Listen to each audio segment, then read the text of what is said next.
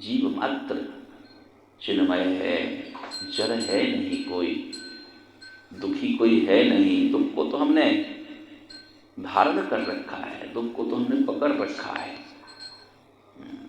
जिसके कारण हम दुखी हो रहे हैं।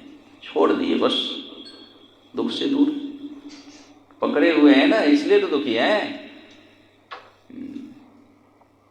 दुख में वो सामर्थ्य नहीं है कि हमें वो दुखी कर दे, हमारे पास आ जाए। हम स्वयं उसके पास बने हुए हैं, उसके संग व्यवहार बनाए हुए हैं, उसे अपनाए हुए हैं। संसार क्या है? दुख रूप ही तो है, और उसे अपनाए हुए हैं, उसे पकड़े हुए हैं। कहते हैं कि हम दुखी हैं।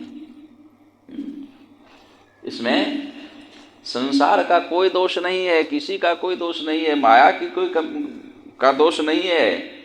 ये स्वयं हमारी दुर्बलता है, हमारी कमजोरी है, हमारा भ्रम है, हमारा गलत अभ्यास है। संसार के संग रहने का जो अभ्यास हो गया,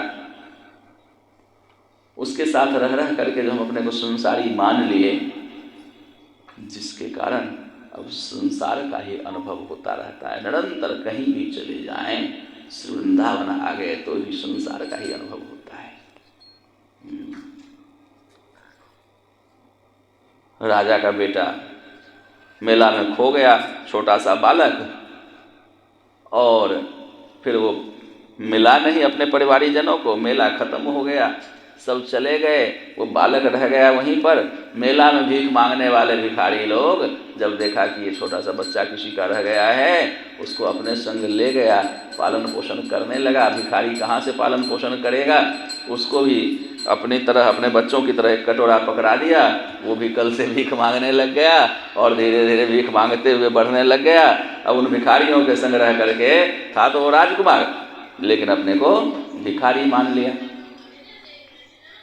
हाँ, अब भिखारी मान लिया तो भिखारी की रहनी हो गई ना उसकी। कालांतर में जब उसको पहचान लिया गया, ले जाया गया राजमहल में, तो भी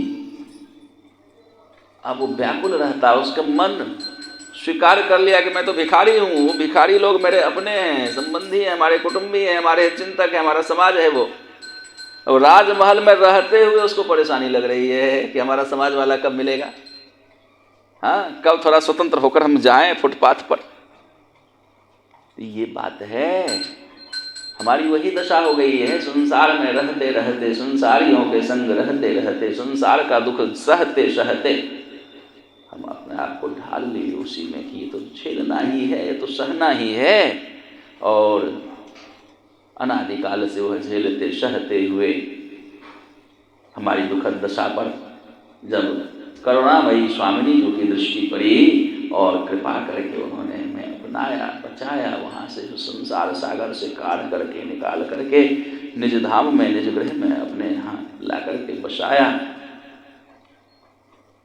अब भी हम इस सुख सौभाग्य को समझ नहीं पा रहे हैं। अभी भी अपने आप को हम उसी भिखारी की तरह, उस राजकुमार की तरह हम हैं तो उनके, किंतु अपने आप को संसारी मान करके यहाँ भी हम उसी दुख को झेल रहे हैं। उस भिखारी राजकुमार की तरह फुटपाथ पर सबसे मिलना जुलना, अपने भिखारियों के समाज में उस ढंग से रहना, उसी बात के लिए, उसी व्यवहार के लिए तरस रहे। आ गए शुभ वृंदावन, रसिकों के संग व्यवहार नहीं, भगवत जनों के संग, वैष्णव जनों के संग व्यवहार नहीं, विमुख जनों के संग व्यवहार रखते हैं, संसारियों के संग व्यवहार रखते हैं। उसकी अनुकूलता बनाने के लिए अपने आप को समर्पित किए रखते हैं, उसे हम प्रसन्न रखना चाहते हैं। तो फिर हमारी दशा क्या होगी? वो तो प्रसन्न होगा हमारे व्यवहार से। संसार को हम प्रसन्न रखना चाहते हैं अपने व्यवहार के द्वारा, तो संसार प्रसन्न होगा। प्रसन्न होगा तो देगा क्या? पुरस्कार देगा ना। कोई प्रसन्न होता तो कुछ देता है ना प्रसन्नता के बदले, तो क्या देगा संसार? उसके पास जो रहेगा सो ही तो देगा। उसके पास क्या है देने को? दुख है। फिर उधर से हमें बदले में दुख ही मिलता है। और हम अपने सौभाग्य से यहाँ श्री जी की कृपा से जो हमें प्राप्त हुआ है उस सौभाग्य का भी हम लाभ नहीं ले पा रहे हैं। इसलिए एकमात्र उपाय है कि हम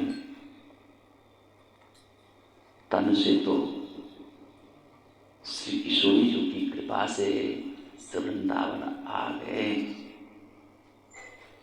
मन समर्पित नहीं किया। अनुभव तो मन ही करता है, चाहे सुख का हो दुख का हो, अनुभव कौन करता है?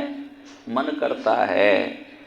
शीत हो, ग्रीष्म हो,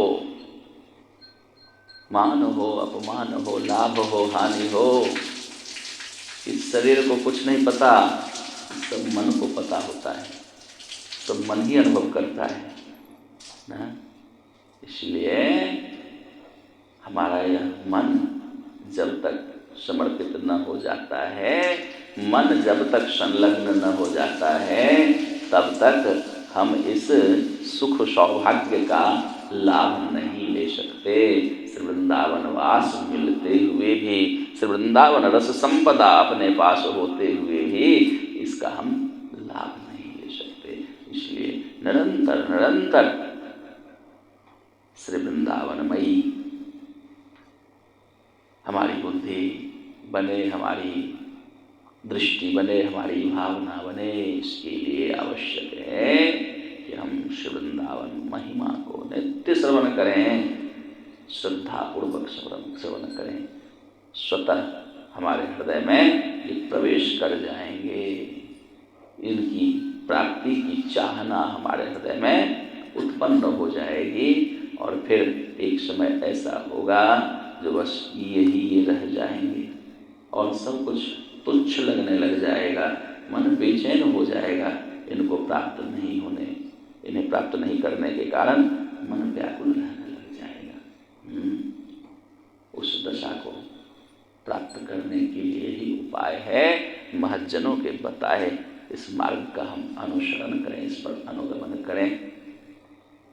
आचार्य चरण कृपा